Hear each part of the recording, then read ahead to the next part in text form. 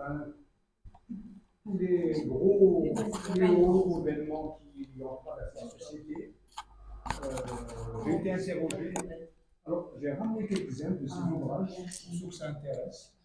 J'ai ramené quelques livres de poésie, j'ai ramené une vie à peine avec quelques exemplaires, et ce dernier livre, j'ai ramené quelques exemplaires aussi, si ça vous intéresse. Voilà. À l'intention de. Pardon? C'est son micro. Je le mets comment?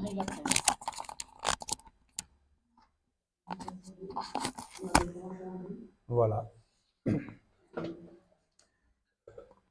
Or, je ne sais pas si je vais parler longtemps ou pas. Je crois que je vais. Il y a beaucoup de diapos là-dedans, mais on va voir en cours de route comment faire les choses. Alors, j'ai choisi d'abord de parler un peu de la violence, d'essayer de situer un peu cette problématique. Comment est-ce que les actes de violence, des agressions, au sens large du terme, comment on peut comment on peut les qualifier d'une certaine façon. Alors, on dit violence, mais au fond, c'est violence avec un S. La violence, des violences, c'est pas tout à fait clair comme concept. C'est un concept qui n'est pas toujours aisé à définir et à cerner. On peut le comprendre de plusieurs façons. Et c'est un concept qui peut être appréhendé sous plusieurs angles. Oui. Est-ce que ça vous poser votre question? Oui. Une radio associative.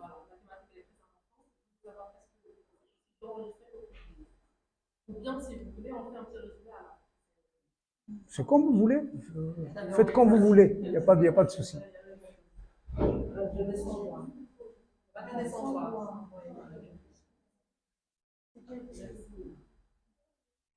Alors, le mot violence, en fait, c'est là une origine latine qui veut dire une force qui est exercée contre quelqu'un.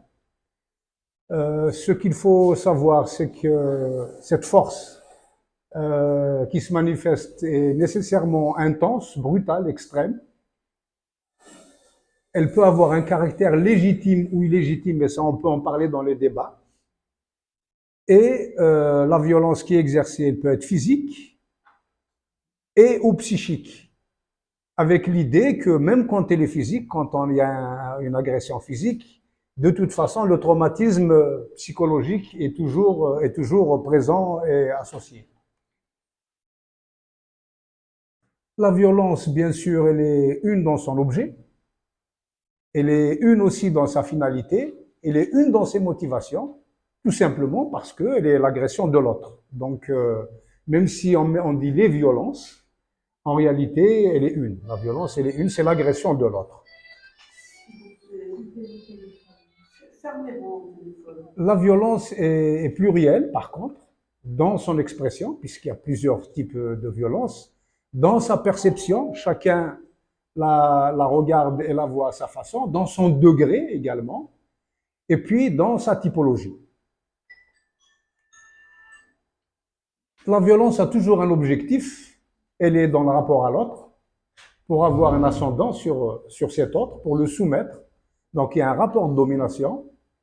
C'est toujours un rapport déshumanisé, parce que quand la personne va agresser l'autre personne, d'une certaine façon, elle la réifie, elle la chosifie d'une certaine façon, elle lui enlève ses caractéristiques humaines. Et quelquefois, cette agression est dans un rapport de néantisation de l'autre, et c'est là justement, très souvent, que se situe le choc traumatique, et que le trauma psychique s'inscrit dans l'esprit et dans la vie psychique de l'individu.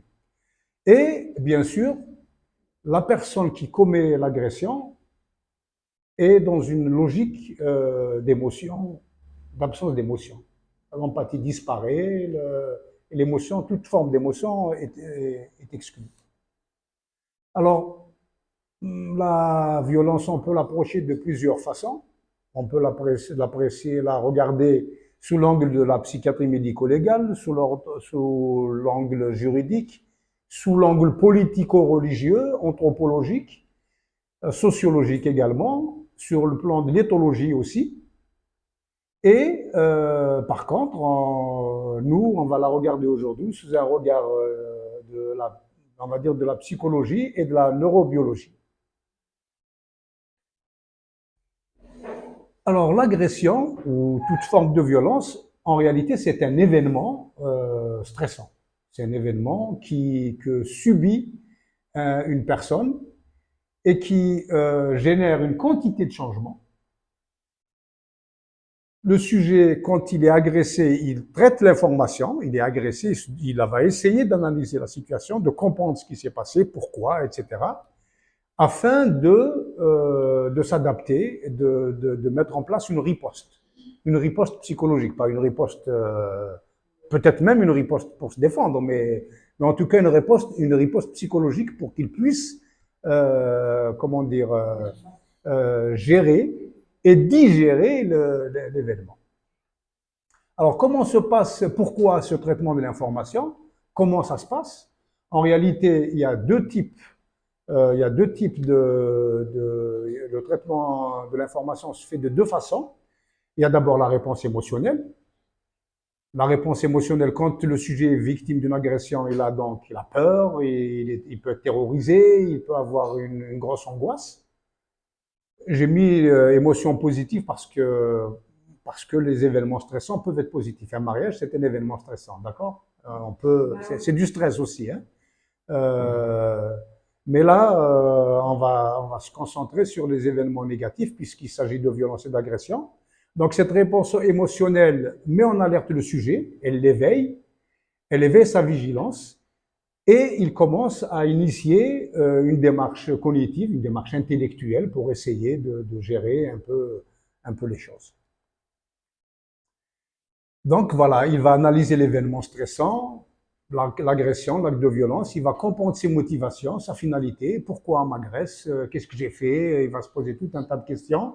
Comment j'aurais dû faire, est-ce que j'aurais dû être à cet endroit, etc., etc. Donc il va se remettre un peu en cause, il va réfléchir, il va se poser des questions et il va donner du sens et une signification à l'agression. Il va se dire, j'ai été agressé parce que j'ai été dans un quartier malfamé, j'aurais pas dû, ou j'ai été agressé parce que j'ai défendu mon opinion, j'ai été agressé pour des raisons politiques, etc. Donc il va donner du sens et une signification à l'événement. Et en fonction du sens et de la signification qu'il aura donné à l'événement, il va amortir l'impact ou au contraire aggraver l'impact de l'agression. Voilà, donc il va moduler l'impact, soit il amplifie, soit il réduit et annule l'impact, parce que, vous le savez tous, quand on vit un événement violent, quel qu'il soit, tout le monde ne fait pas de traumatisme psychique. Il y a des personnes, et on le verra par la suite, il y a des personnes qui amortissent très bien le choc et ça se passe très bien, il n'y a aucun problème. Donc, il module l'impact, il réduit ou il amplifie l'impact du traumatisme, il organise une riposte, donc une adaptation, et il se protège contre le choc traumatique et ses conséquences qui peut être la maladie, et les maladies sont des maladies psychiques ou somatiques ou psychosomatiques. Voilà, donc la violence, c'est un événement ou choc traumatique qui peut avoir des conséquences durables sur la vie psychique. En quoi un événement peut être stressant? L'événement devient stressant dès lors que la personne a le sentiment qu'elle ne peut rien faire, qu'elle a perdu le contrôle sur l'événement.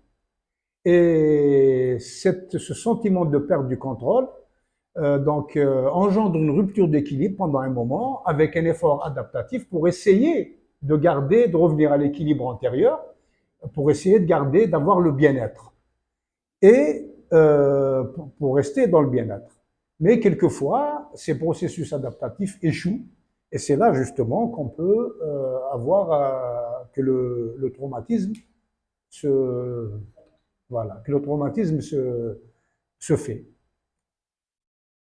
Alors, c'est quoi un traumatisme psychique?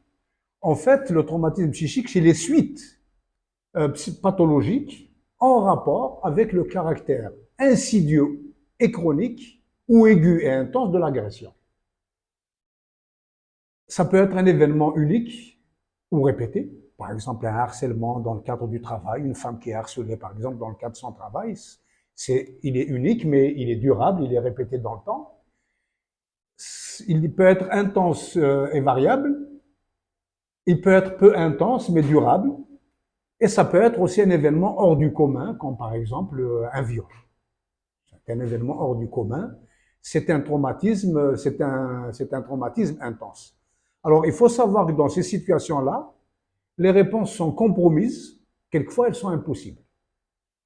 Parfois la personne ne peut rien faire. Et alors, il peut survenir à l'instant, sur le moment, un stress aigu, des réactions de stress aigu, on peut en parler dans les débats, je peux vous expliquer ce que c'est, ou un stress chronique, mais il peut y avoir aussi des affections psychiques à distance, et quand les affections psychiques sont multiples, ça peut être une dépression, ça peut être un état anxieux, un trouble anxieux permanent, ça peut être des réactions de psychotiques aiguës, la personne perd complètement les pédales, et ça peut être le fameux état de stress post-traumatique qui est généralement consécutif à un choc traumatique important quand il y a un événement hors du commun qui survient. Et alors, donc, le choc traumatique, c'est quand il y a une effraction brutale de l'événement en question, l'agression, le viol, un rapt, un séisme, un tsunami, un accident de la circulation, un accident de la voie publique. C'est une effraction brutale dans la vie psychique du sujet. Souvent, l'événement est vécu comme un événement hors du commun. Quelquefois, le sujet expérimente une espèce d'effroi et il a le sentiment qu'il perd totalement le contrôle de la situation et qu'il n'y a aucune action possible pour pouvoir se sortir de la situation. Et c'est vraiment la confrontation avec la mort, souvent dans ces cas-là, comme les personnes, par exemple, qui se font violer, souvent, elles ont le sentiment qu'elles vont être assassinées, tuées. Donc, et cette expérience avec la mort peut... Il y a quelque chose qui s'est produit là. Cette expérience avec la mort peut ne pas concerner l'individu personnellement. Ça peut être un parent, ça peut être un parent, ça peut être quelqu'un de la famille, un ami, un voisin même, etc.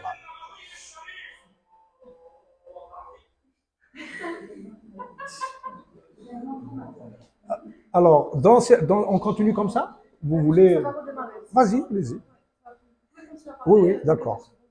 Et c'est donc ce choc traumatique, cet événement hors du commun, génère sur le moment une situation de stress aigu, qui est, parfois c'est un état de sidération, parfois c'est un état d'agitation avec une fuite éperdue, mais il faut savoir que ça peut se prolonger, c'est quelque chose qui dure 24 heures, 48 heures, et puis après ça peut rentrer dans l'ordre, mais quelquefois ça peut durer quelques jours, quelques semaines, et il faut savoir que souvent, à distance du traumatisme, survient ce qu'on appelle l'état de stress post-traumatique. Alors, encore une fois, tout le monde n'est pas, ne développe pas de pathologie à la suite d'événements ou d'agressions ou de violences subies. Alors, je viens de vous dire ce qui se passe d'un point de vue psychologique. Qu'est-ce qui se passe maintenant dans le cerveau? Alors, il se passe une espèce de mécanique qui n'est pas tellement difficile à comprendre. Je la développe beaucoup dans mon livre sur le stress, du bien-être à la souffrance.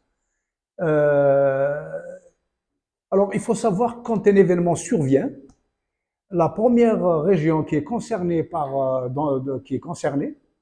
Dans notre cerveau, c'est le lobe préfrontal, c'est la région préfrontale. C'est elle qui, euh, qui, qui, euh, qui, qui, euh, qui accueille l'événement, qui lui donne du sens, qui l'analyse, qui lui donne du sens et qui met en branle le reste du cerveau pour qu'il puisse y avoir justement une réaction adaptative.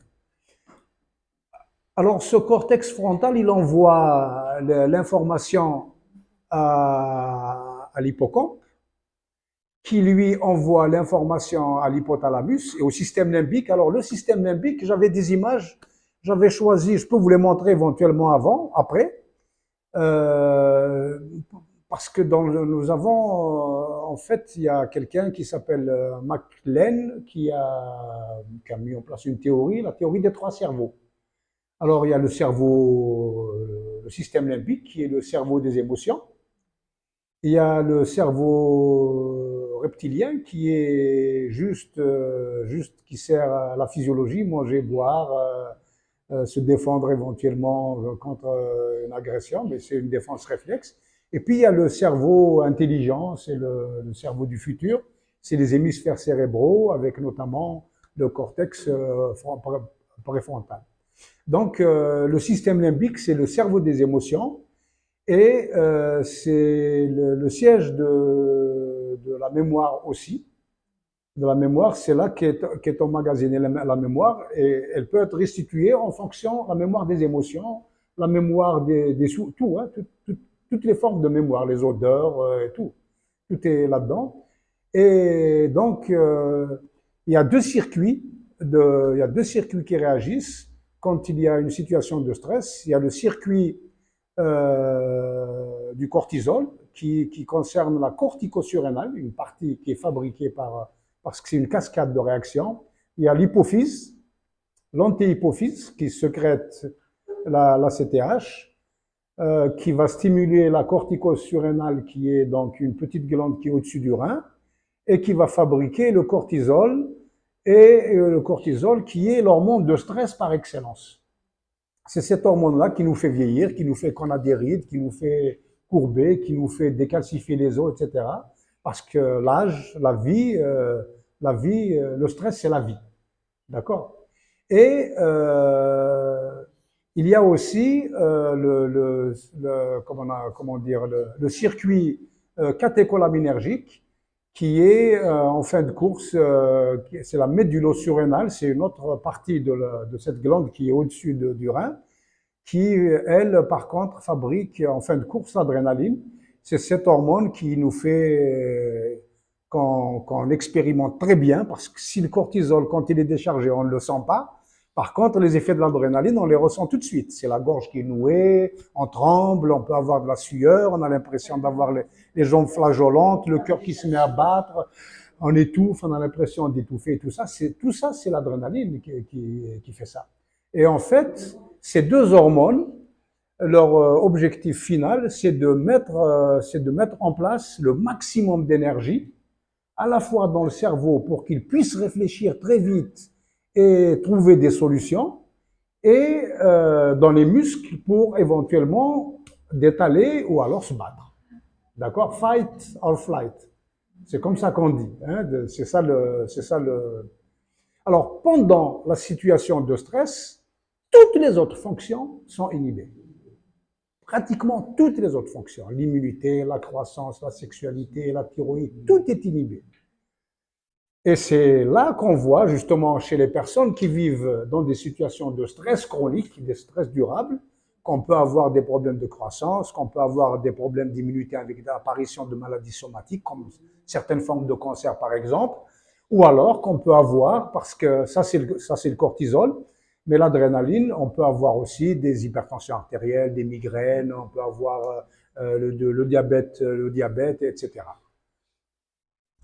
Voilà donc en gros ce qui se passe. Alors, ce qu'il faut savoir, c'est que dans les situations de stress, l'hypersécrétion de cortisol crée des dommages sur le cerveau.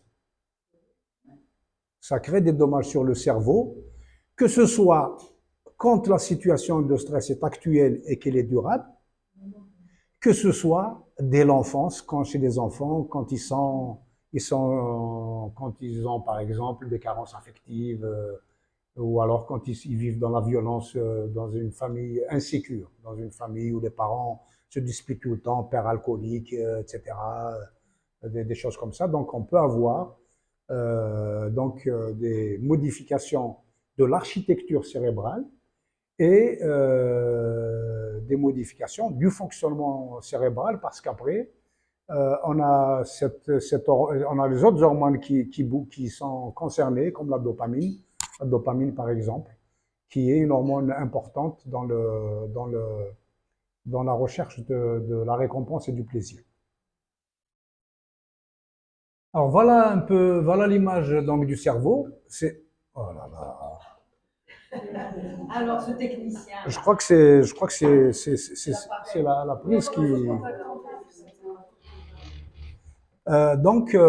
L'image que je vous ai mis là, c'est juste pour schématiser un peu le, comme ça vous allez voir le système limbique, vous allez voir le cortex préfrontal, et vous allez voir aussi une hormone, une petite glande dans le cerveau qui s'appelle l'amygdale et qui est fondamentale dans le contrôle des émotions et qui intervient beaucoup justement dans les situations de stress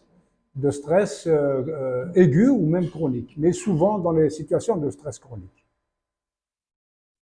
Il faut que je trouve un moyen de ne pas tripoter de ne pas toucher l'appareil.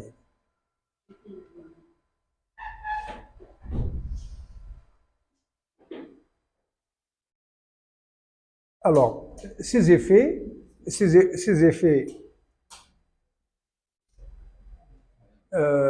ne sais pas si vous voyez l'image. Alors, ces effets, les effets du cortisol, parce qu'il n'y a pas de contrôle, de rétrocontrôle du cortisol dans les situations de stress, parce que tout cela est bien fait. Hein. C'est une mécanique qui est très bien faite. Quand il y a une hormone qui est sécrétée en excès, il y a tout de suite un rétrocontrôle qui lui dit oh, attention. Mais dans les situations de stress chronique, le rétrocontrôle du cortisol ne se fait plus. Et trop de cortisol va détruire va détruire l'hippocampe, qui est la région où la mémoire est stockée et qui contrôle tout le système limbique. Il y a un rétrocontrôle aussi, il y a aussi des effets délétères du cortisol sur le cortex préfrontal. Donc ça altère aussi le traitement des informations et les capacités de prise de décision du sujet. Ça altère aussi les connexions qu'il y a entre le cortex préfrontal et l'amygdale. L'amygdale qui est, vous voyez, c'est une petite glande, là je la vois pas, je sais pas comment vous faire pour la montrer. Elle est rouge, elle est juste en dessous de cette espèce d'arc rouge ou noir là. C'est l'amygdale, c'est elle qui gère les émotions, donc le contrôle ne se fait plus par le cortex préfrontal. Et il y a une espèce de foisonnement dendritique à l'intérieur de l'amygdale qui fait que elle réagit et elle participe, cette amygdale, l'hyperactivité de l'amygdale participe justement à ce qu'on pourrait appeler une mauvaise perméabilité psychique. Une mauvaise étanchéité psychique. Ceux qui ont une amygdale qui fonctionne beaucoup absorbent les événements sans filtre, ils absorbent tout, et expriment leurs émotions sans filtre non plus. Donc c'est vraiment l'étanchéité psychique qui est mise à l'épreuve. Alors donc les expériences violentes répétées et durables créent un défaut de feedback. Et il y a une augmentation chronique du cortisol, mais aussi de l'adrénaline, par hyperactivité et une réactivité excessive aux événements. Voilà, c'est une image que j'ai pris. J'ai emprunté à M. Sapolsky, qui est un très grand chercheur dans les problèmes du stress. Je vous ai dit, quand il y a une hyperactivité, une immunosuppression, atrophie musculaire, ostéoporose, etc., hyperglycémie, dépression et tout ça.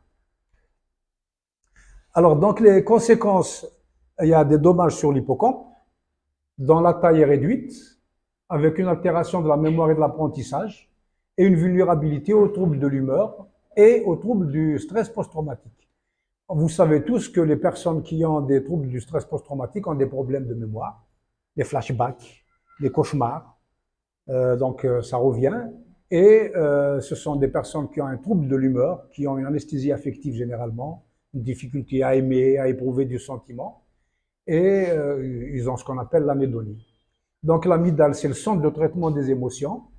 C'est elle qui met le sujet en hypervigilance, qui donne des émotions exagérées, des réactions de peur accrues. Donc, c'est les responsables de la perméabilité émotionnelle, de l'étanchéité psychique, d'une mauvaise étanchéité psychique. Et le cortex préfrontal, il est également affecté avec des troubles du jugement, un problème de prise de décision et une mauvaise régulation des émotions.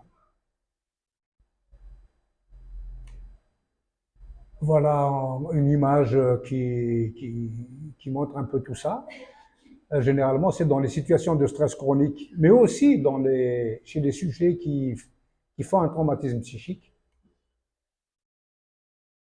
Mais il n'y a pas que ça, il n'y a pas que l'action sur l'hypercortisolémie, le fait qu'il y ait beaucoup de cortisol dans l'organisme, altère aussi la connectivité entre les différentes régions du cerveau, particulièrement entre l'amygdale et le cortex préfrontal, je le disais.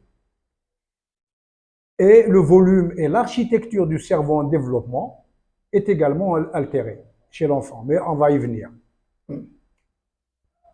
La plasticité cérébrale est mise à l'épreuve également. Vous savez tous que le cerveau est capable d'abandonner des connexions qui ne lui servent plus, des connexions obsolètes. Il est capable de les enlever, ou obsolètes ou nocives. Et puis il est capable de les éliminer au profit de nouvelles connexions positives et bénéfiques. D'ailleurs, certaines techniques psychologiques comme les techniques cognitivo-comportementales travaillent à ça, travaillent sur les connexions, la connectivité, et elles permettent au sujet donc d'enlever les connexions qui sont nocives au profit de connexions positives. Donc, c'est une forme de plasticité cérébrale, et cette capacité justement à remodeler les connexions cérébrales en réponse aux expériences est altérée. Elle est altérée par l'hypercortisolémie, donc ça affaiblit les circuits associés à des comportements positifs et à la résilience. Les sujets donc qui ont été traumatisés, qui ont eu un traumatisme psychique grave, sont dans cette situation, et parfois, quand on les prend en charge, il est inutile de lui dire soulève-toi, aide-toi, fais preuve de courage, etc. Ce sont des mots auxquels le sujet n'est pas nécessairement perméable, parce que justement, ces connexions, cette plasticité cérébrale qui est normale chez les personnes, on va dire normales, chez les personnes traumatisées, elles sont amoindries ou parfois même, dans certains cas, disparaissent. Alors, le système de plaisir aussi et de récompense, je ne sais pas si vous savez que nous avons tous ce système de plaisir et de récompense, c'est un petit endroit dans le cerveau des émotions, là, c'est la dopamine qui intervient dans ce circuit. Ce circuit est celui qui fait que nous avons envie d'avoir du plaisir, que nous recherchons le plaisir. Et alors, on recherche le plaisir, mais aussi on sait le tempérer quand ce circuit fonctionne bien, mais quand il fonctionne pas bien, on n'arrive pas à le tempérer, donc on peut être dans la recherche de sensations tout le temps, et on peut s'inscrire dans une logique de dépendance euh, les personnes addictes, les toxicomanes comme on dit, ont ce circuit qui est... Donc l'hypersécrétion de cortisol peut altérer ce circuit. Et d'ailleurs, on retrouve souvent chez les gens qui font des états de stress post-traumatique, certains, parmi ces personnes, ça donne à l'alcool ou même ça donne à d'autres, à la consommation de psychotropes ou même de stupéfiants, parce que justement, ce système-là est altéré. Et souvent, on ne comprend pas. On ne comprend pas comment quelqu'un qui fait un état de stress post-traumatique à la suite d'un accident de la circulation, une dame, une femme, à la suite d'un viol par exemple, et se met à fumer ou à consommer, parfois c'est difficile, on ne le comprend pas et il y a même un peu comment dire, de stigmatisation, alors que en fait ça dépend pas de la personne quoi. Et je vous disais tout à l'heure, cette diminution, cette incapacité à ressentir du plaisir, l'anesthésie affective qu'on rencontre aussi souvent chez les sujets qui ont été victimes de traumatismes psychiques.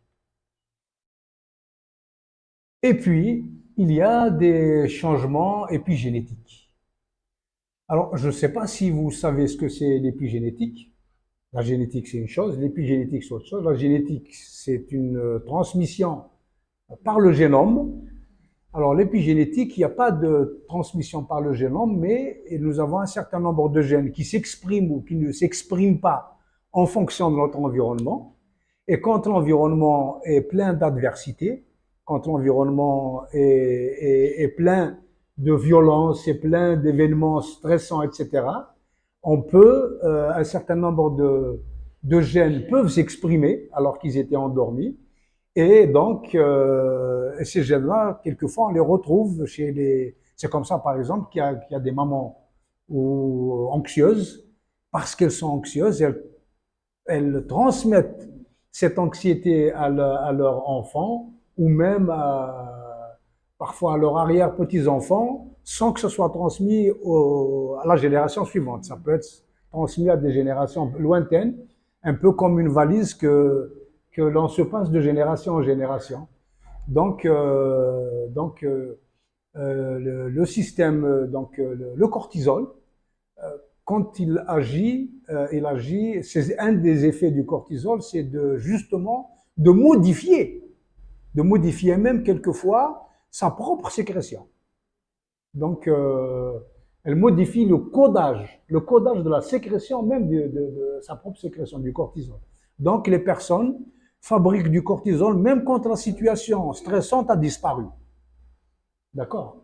C'est vraiment un savoir nouveau et donc ça multiplie, ça modifie comment dire, la susceptibilité aux maladies psychiques et somatiques. Aux maladies psychiques et somatiques. Alors ça, j'ai parlé de la connectivité cérébrale et de la fonction synaptique. Ça, c'est le message chimique donc, qui est altéré. Le message chimique des catécholamines. Par exemple, la sérotonine chez les gens déprimés. La dépression et l'anxiété, c'est la sérotonine qui est concernée, c'est cette hormone-là qui est concernée, c'est cette catécholamine qui est concernée. Le trouble de stress post-traumatique, c'est la sérotonine, la dopamine et l'adrénaline. Et puis certains troubles de nature psychotique, comme la schizophrénie, elle est impliquée, on parle d'épigénétique, de génétique et d'épigénétique dans la schizophrénie, et c'est la dopamine qui est concernée. C'est l'excès de dopamine qui fait que le sujet délire, perd le sens de la réalité.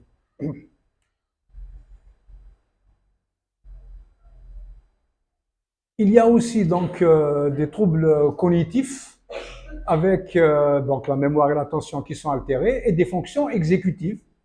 Les personnes qui sont affectées par ce genre de pathologie ne savent plus planifier des actions, ils n'ont pas cette flexibilité cognitive, cette plasticité cognitive, ils n'ont pas cette alacrité intellectuelle, ils n'ont pas cette sagacité intellectuelle, ils ne peuvent pas contrôler leurs impulsions, ce qui fait que ce sont des personnes qui échouent dans leur vie de tous les jours, qui échouent à l'école, qui échouent sur le plan professionnel, qui échouent dans leurs relations interpersonnelles, etc. C'est la même chose.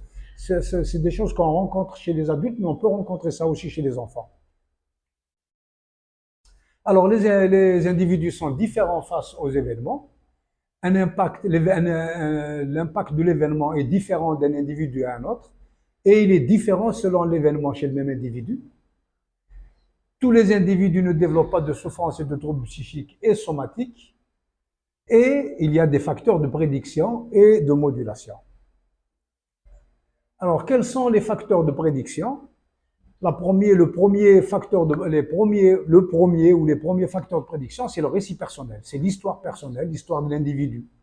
Alors, si l'individu a vécu des événements, ça peut être des événements précoces, quand il est enfant, ça peut être des événements durant la grossesse, un événement prénatal, postnatal, des maladies graves pendant l'enfance, des séparations, des décès qui peuvent affecter, ça peut être vécu comme des traumatismes graves, le climat familial, les relations sociales, et puis je vous ai mis en rouge les hospitalisations des enfants, avec les carences affectives, l'hospitalisme.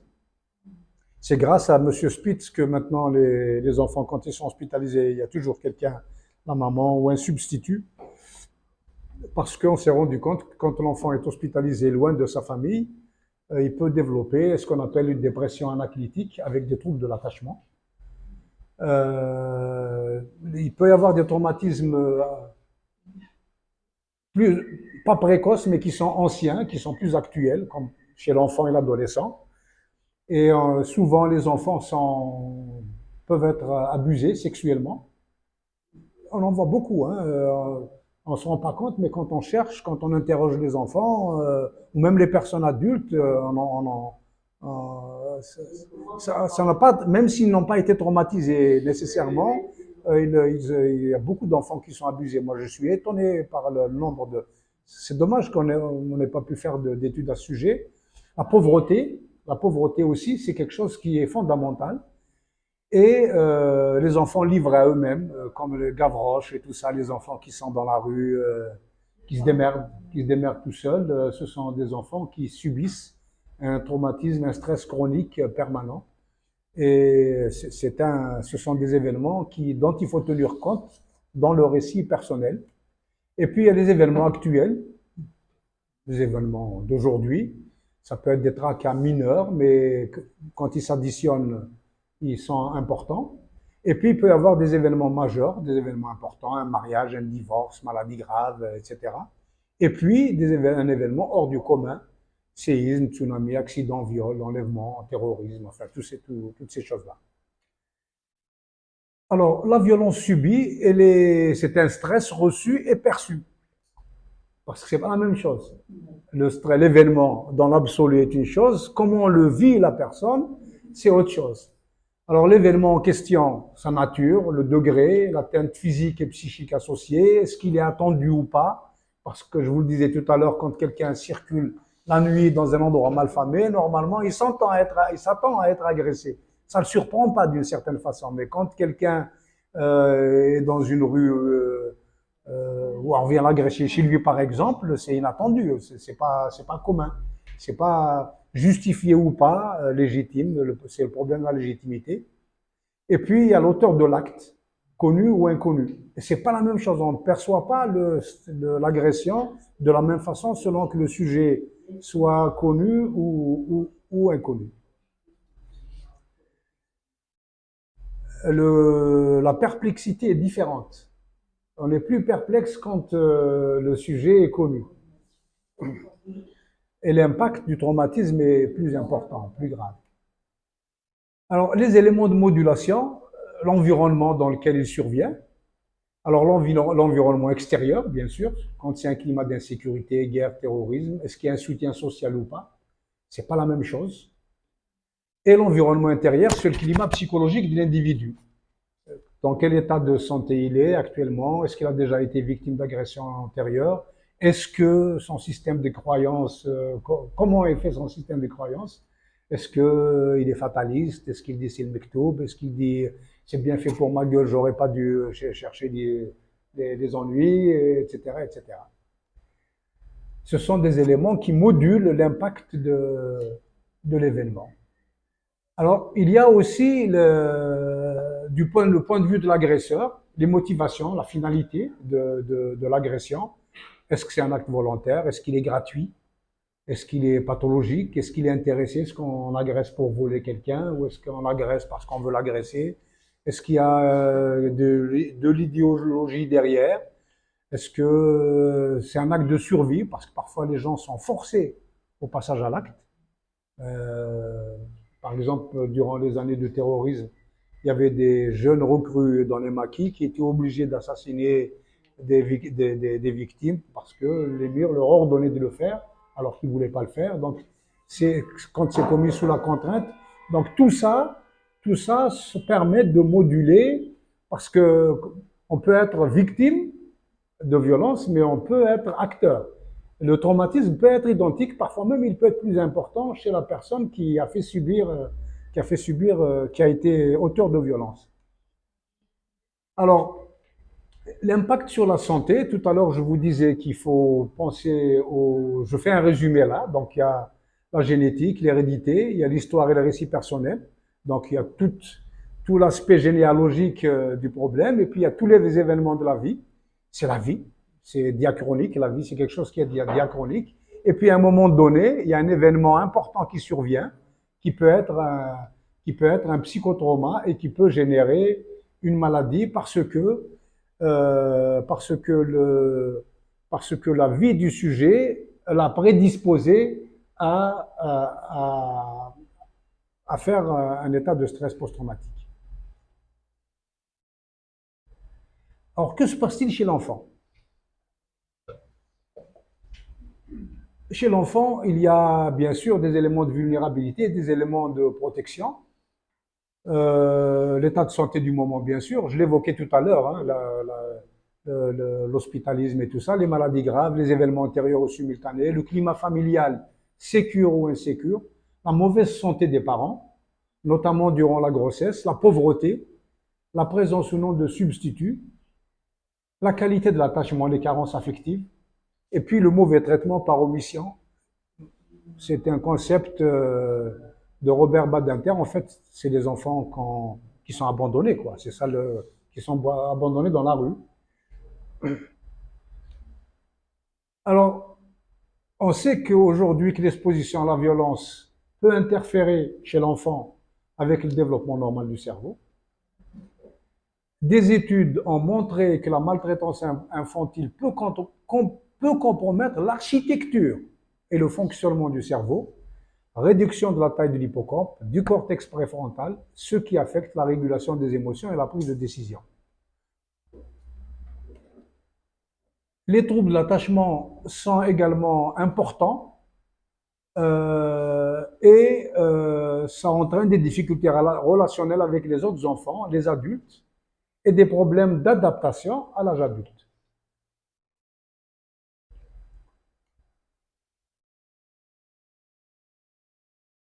Alors, il y a des événements qui affectent bien sûr la mère pendant la grossesse, ou même avant la conception. Est-ce que la grossesse est désirée ou non? Est-ce que la mère a été malade durant la grossesse? Est-ce qu'elle a eu de l'anxiété, de la dépression? Est-ce qu'il y avait de la violence dans le couple? Est-ce que le climat familial était délétère? Ça se répercute sur le bébé quand il est déjà dans le ventre de sa mère, parce que la mère fabrique du cortisol et l'enfant reçoit le cortisol de sa mère. Donc ça peut déjà impacter le cerveau de l'enfant par le liquide amniotique, par le cordon ombilical et même par les stimulations extérieures. Parce que quand la mère pleure, quand la mère elle gémit, quand la mère crie, quand la mère etc., l'enfant entend et il fabrique son propre cortisol pendant la grossesse. Alors chez l'animal, il y a des expériences qui ont été faites et on s'est rendu compte qu'il y avait une augmentation du cortisol chez le fœtus de la femelle de la rate à partir de 20 semaines avec des conséquences sur le fonctionnement de l'axe cortisolique, sécrétion du cortisol. Et ça donne une réactivité ultérieure au stress augmenté. Donc les petits rats étaient agités, ils étaient plus peureux et ils avaient des comportements exploratoires et de la motivation réduits. Ils étaient toujours dans leur petit coin, ils bougeaient pas beaucoup, alors que les rats qui n'étaient pas soumis au stress quand ils étaient portés, au contraire, ils bougeaient beaucoup, ils n'avaient pas peur, ils exploraient, etc. Le comportement exploratoire, c'est la noradrénaline qui intervient c'est la noradrénaline qui est une autre catécholamine qui intervient dans le comportement exploratoire. Et chez l'homme, on a remarqué qu'il y a une prématurité, un petit pot de naissance, une vulnérabilité ultérieure aux maladies, une répercussion sur le développement et le comportement, des difficultés émotionnelles et un devenir et pathologie chez l'adulte. Même si l'accouchement et le bébé, accouchement est normal et le bébé est normal en apparence. C'est-à-dire quand on fait le Apgar, etc., tout paraît normal, mais en réalité, on retrouve tout ça. Alors, on a retrouvé des troubles affectifs majeurs, des troubles de la personnalité avec des conduites antisociales et de nature schizophrénique dans la progéniture des mères exposées à la famine durant la conception. La faim, c'est du stress. C'est du gros stress. On a remarqué aussi une diminution du volume intracrânien et des anomalies congénitales du système nerveux central. Dans ces conditions, chez les mères qui ont été soumises à la famine. Alors, on a remarqué aussi, des études ont montré que l'expérience traumatique des femmes victimes de violences intrafamiliales durant la grossesse prédispose les descendants aux maladies mentales apparaissant à l'adolescence, aux troubles du comportement et à diverses anomalies psychologiques propres à cette période de la vie, donc à l'adolescence. Et là aussi, on a remarqué une perturbation donc, du gène qui code pour les récepteurs au cortisol et qui détermine la réponse et la résistance au stress. Et on peut se demander aussi, dans toutes les affections congénitales qu'on rencontre, moi j'ai eu l'occasion d'en voir beaucoup il y a très longtemps, et les syndromes de West, les Lennox-Gastaut, les convulsions fébriles, etc., toutes ces pathologies-là qu'on rencontre chez l'enfant dans les premières années de la vie, on ne sait pas d'où est-ce qu'elles viennent. On peut se demander si ce n'est pas dû justement au stress. Les retards de développement, les troubles du spectre autistique, les hyperkinésies et les troubles de l'attention, un certain nombre de troubles anxieux, les TOC, les troubles obsessionnels compulsifs et autres phobies qu'on rencontre chez l'enfant. Et on en rencontre beaucoup. On peut se demander si ce n'est pas justement dû quand on explore la grossesse, comment les choses se sont passées, etc. On retrouve ce genre de choses.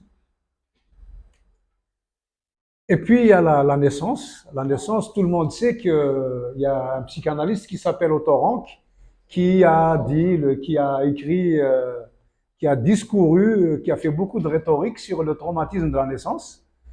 Et en réalité, on peut aussi dire que la naissance, c'est un changement de milieu. L'enfant était nourri par la mère, il était dans l'océan amniotique, comme disent les psychanalystes, et puis brusquement, il sort, il devient autonome, il est obligé de se débrouiller tout seul, il doit respirer, il doit manger tout seul, etc. On peut se...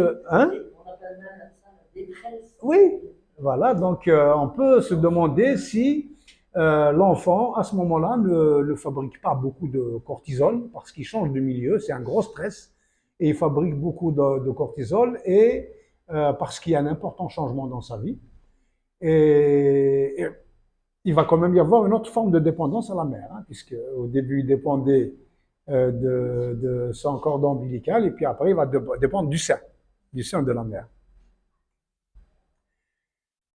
Donc, les besoins primaires, le soin du corps et alimentation, chaleur humaine, tendresse, affection. Donc, c'est la première figure d'attachement, la mère, les premières odeurs, les premières chaleurs, les premières sensations, les premiers touchés. Et c'est une situation, quand tout se passe bien, c'est une situation où l'enfant est heureux et bien, c'est une situation de non-stress, eustress.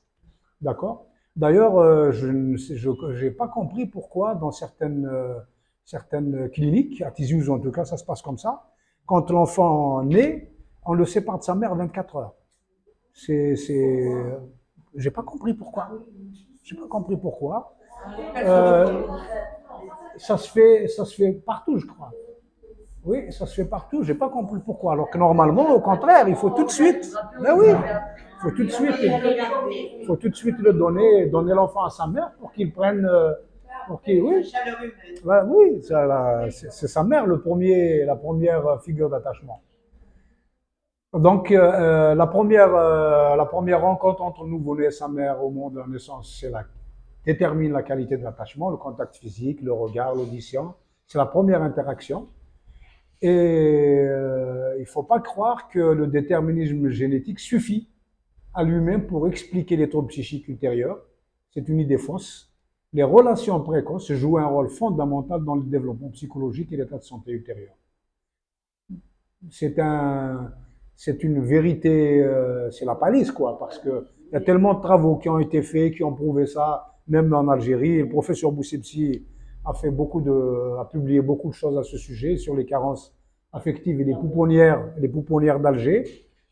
Avec 80% de mortalité. Oui, ah oui, On a fait nos études, oui, oui, des enfants, oui, oui. des enfants DX dans les pouponnières. Donc, 80%. oui, oui, les pouponnières d'Alger, ça a été, oui, oui, ça a été, C'est les gars. oui, oui. À cause de ça. Les autres, ils paraît-il, n'entendent. À cause des carences affectives. Oui, bien sûr. C'est mourir, ça. Oui, Mais les petits comme ça, ça se mourir. oui, bien sûr. On meurt de carences affectives, bien sûr. D'ailleurs, il vaut mieux mourir de carences affectives qu'être handicapé.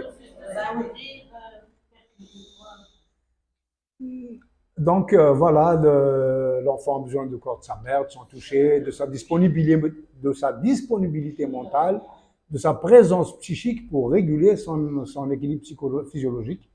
Parce que il peut pleurer, elle est à côté, il peut pleurer, mais quand elle lui parle, d'ailleurs il y a une expérience qui a été faite sur des bébés singes. Quand on sépare le singe de sa mère, il crie, mais il ne fabrique pas de cortisol. Tant qu'il voit la mère, tant que sa mère est visible. Mais quand sa mère disparaît de son champ de vision, il commence à fabriquer du cortisol. Parce qu'il se dit, mes cris ne vont pas la faire venir. Alors quand l'enfant pleure, sa mère est à côté, elle prépare son biberon, elle lui parle, elle lui dit j'arrive, etc., il entend, etc., il ne fabrique pas de cortisol. Mais quand elle n'est pas là, il en fabrique. Donc le terme de la voix, l'expressivité de regard, les postures, les gestes, enfin tout ça module un peu la bienveillance et l'empathie et crée des conditions favorables au développement harmonieux du cerveau de l'enfant. Bon voilà, donc on va passer. Alors si l'enfant de 1 à 3 ans se trouve dans une situation d'adversité, d'insécurité, et si ses besoins fondamentaux d'affection, d'attention ne sont pas satisfaits, son cerveau en souffrira. L'attitude bienveillante des adultes favorise la maturation du cortex orbitofrontal et des circuits cérébraux, ce qui permet à l'enfant de contrôler les émotions qui l'envahissent. Le contrôle émotionnel est obtenu vers 5-6 ans.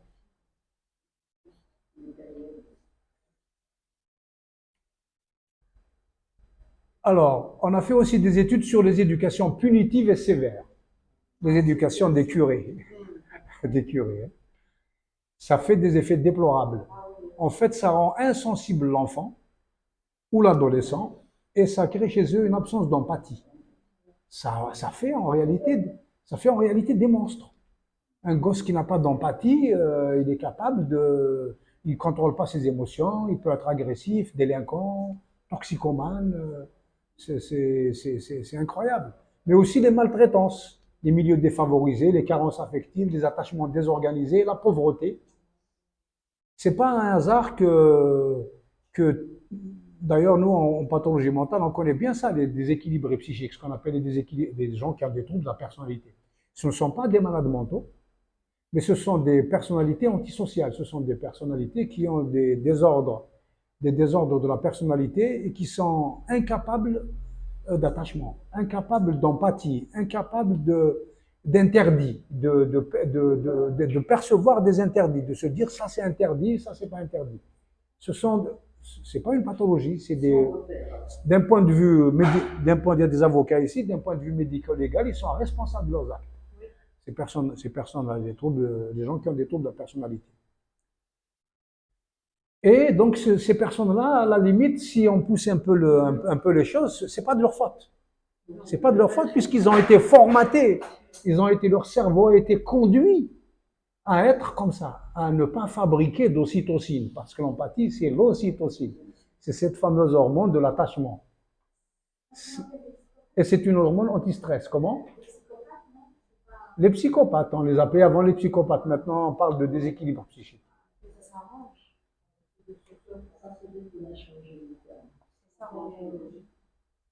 La pauvreté est reconnue comme un facteur d'adversité important. Elle agit sur la qualité des relations mère-enfant par le stress qu'elle génère chez les premiers et par conséquent chez les seconds. Donc quand les parents sont pauvres, ils ont faim, ça se répercute. Voilà, ça se répercute chez les enfants. Et le fait que la pauvreté soit reconnue comme un facteur d'adversité important met en évidence des leviers d'action pour influencer favorablement le développement des enfants. Lutter contre la pauvreté, c'est un des éléments qui peut justement participer au développement cérébral de l'architecture du cerveau. Alors, il y a le rôle du microbiote. Il y a aussi le cortisol dans le microbiote, c'est pour ça. Je ne sais pas si vous savez ce que c'est le microbiote. C'est très à la mode, c'est le climat intestinal. C'est très à la mode parce que nous avons un système nerveux central et un système nerveux entérique. Mais à l'intérieur de la lumière intestinale, nous avons un biotope, des bactéries, des milliards de bactéries. Et ces bactéries fabriquent les mêmes hormones que le système nerveux entérique, que le système nerveux central. Les mêmes catécholamines. Donc c'est comme ça qu'il y a un dialogue. C'est comme ça qu'il y a un dialogue qui se fait. Et on s'est rendu compte que quand il y a une dysbiose, c'est-à-dire quand le microbiote est perturbé, tout le reste est perturbé. Le système nerveux entérique est perturbé, le système nerveux central aussi. D'ailleurs, aujourd'hui, on est en train de faire, de prélever des selles, du microbiote, on va dire ça comme ça, de le lyophiliser, d'en faire des cachets ou des comprimés, et on l'utilise pour soigner certaines formes de troubles psychiques. On est en train de faire ça. Oui, ça bouge un peu. Ça bouge un peu maintenant, il y a des choses dans ce sens-là qui se font et on évoque même le rôle de la dysbiose dans la survenue des troubles du spectre autistique. C'est un des éléments.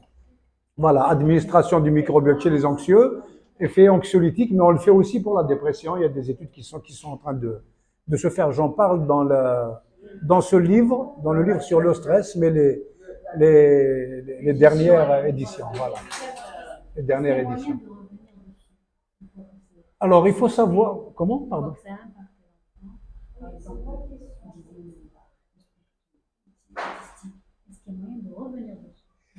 Le problème, c'est quand le cerveau est détruit, on ne peut pas le réparer.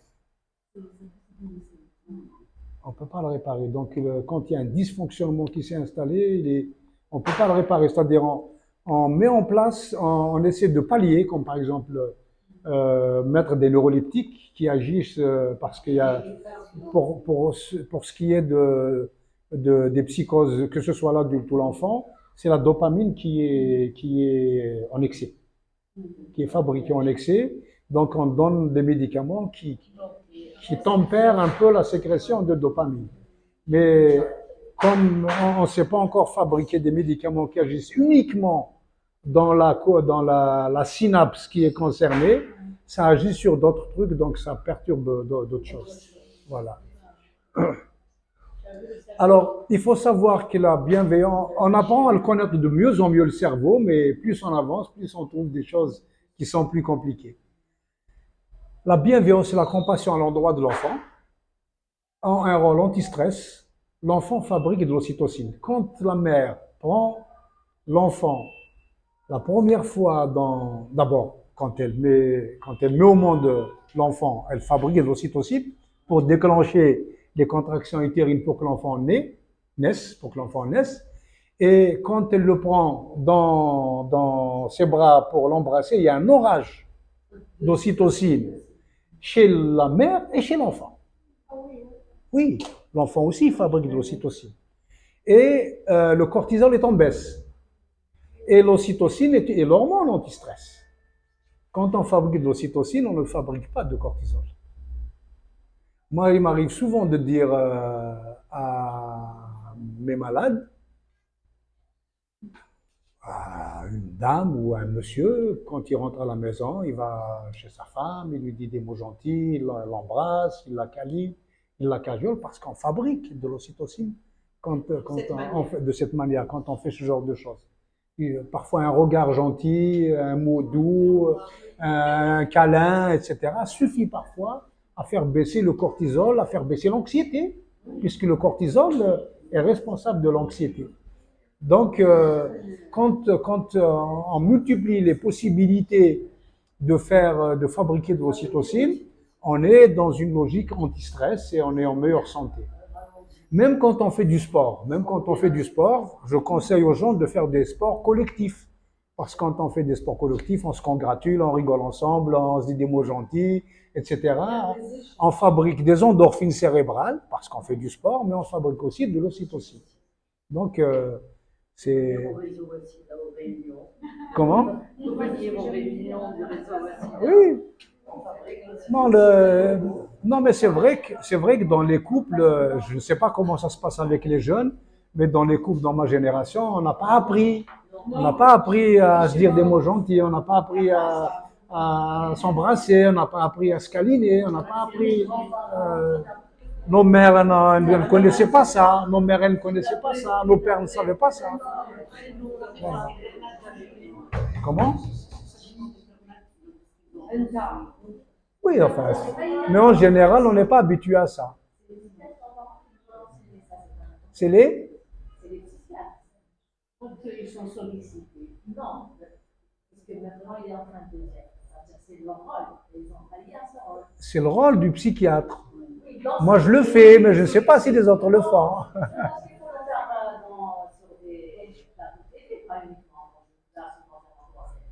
Moi, j'aurais bien voulu accéder au plateau TV. Hein. Des personnes comme moi n'accèdent pas au plateau TV. Donc vos ordonnances, si j'ai bien compris, c'est câlin. Ah oui, câlin. Ah oui.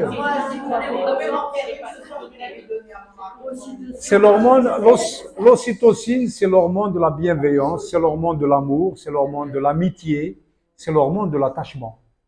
Voilà. Quand on fait preuve de bienveillance, on fabrique de l'ocytocine et on fait fabriquer de l'ocytocine à la personne envers laquelle on est bienveillant.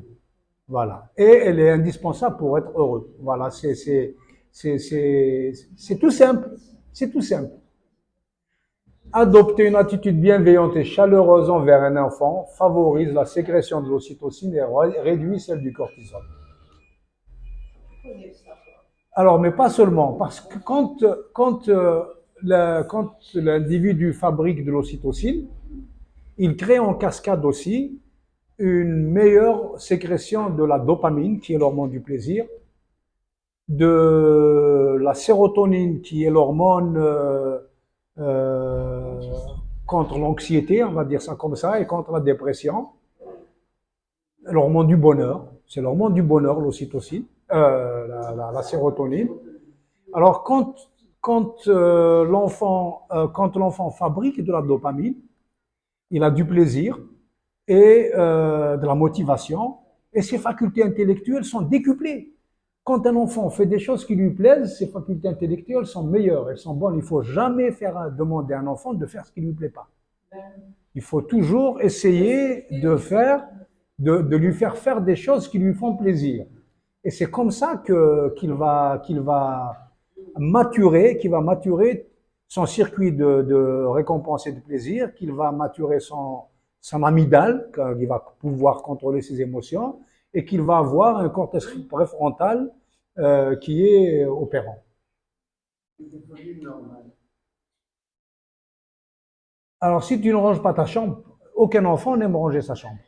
Ils aiment tous le désordre. Alors, le père lui dit, je te balance un truc malveillant qui freinera le développement de ton cortex orbitofrontal. Voilà, le stress, c'est ça. Le stress, c'est ça, ça range. Ça range. Le cortisol range. C'est le cortisol qui range comme ça. C'est comme la roue. Alors, les conséquences de l'adversité chez l'enfant et le nourrissant. Donc, je résume un peu. Altération grave du développement psychologique, mauvais contrôle émotionnel, dysfonctionnement de la relation aux autres, impact négatif sur la scolarité et la sociabilité, incapacité à donner ou à recevoir de l'affection, comportement antisocial, vulnérabilité aux événements ultérieurs, maladies psychiques et psychosomatiques. Et ça hypothèque la vie d'adulte. Ça fait un adulte qui ne sera pas bien. Alors, que nous apporte le savoir sur le stress? Donc, un autre regard sur la santé et la maladie, plus concret, parce que nous comprenons mieux comment l'environnement impacte la vie et la santé et le pourquoi des maladies, pourquoi la vulnérabilité aux événements, comment interagir avec l'environnement forge la personnalité et le tempérament, et comment l'esprit dialogue avec le corps. L'enfant est le père de l'homme. C'est un poète, je crois que c'est un poète qui a dit ça. Je crois que Freud a repris cette phrase, il a rajouté l'enfant est le père de l'homme que je suis. Voilà. Vous connaissez tous la théorie freudienne, sexualité de l'enfant, l'inconscient, et puis toutes les théories psychologiques du développement. Elles donnent du sens à l'adversité, aux événements stressants, etc.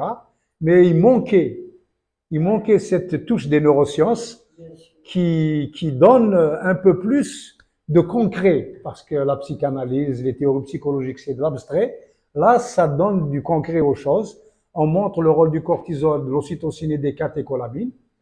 C'est complémentaire, bien sûr. Ça rend, les neurosciences rendent plus intelligibles, plus compréhensibles les théories psychologiques. Comment? Oui, bien sûr. Alors, la conclusion, je vais conclure en disant que les effets de la violence peuvent persister tout au long de la vie et même au-delà. Ils mettent une hypothèque sur le destin personnel en affectant la qualité de vie, la santé mentale, les relations sociales et la capacité à maintenir un emploi stable. Ces effets peuvent être durables et transmis à travers les générations. De nombreuses études ont montré que les enfants qui grandissent dans un climat de sécurité affective, objet d'attention, de soutien, d'empathie et d'encouragement, ont le cerveau qui se développe dans de bonnes conditions. Ces enfants savent reconnaître leurs émotions, les contrôlent avec efficacité et sont capables de tisser de bonnes relations avec les autres enfants et les adultes. La plasticité cérébrale permet d'espérer que la qualité de la relation parent-enfant, figure d'attachement, et psychothérapique peut modifier l'organisation structurelle du cerveau et de ce fait le développement et l'avenir psychologique, quand c'est pas trop tard ou quand les dégâts ne sont pas importants. Plusieurs pays considèrent que la neuroprotection est un élément majeur de la protection de l'enfant et montrent que et disent qu'il est nécessaire de former les parents et les professionnels de la petite enfance aux enseignements des neurosciences. C'est les pays nordiques qui sont toujours en avance sur les choses. Le coût de cet investissement serait largement amorti par la bonne santé des futurs adultes. Voilà, et je vous remercie.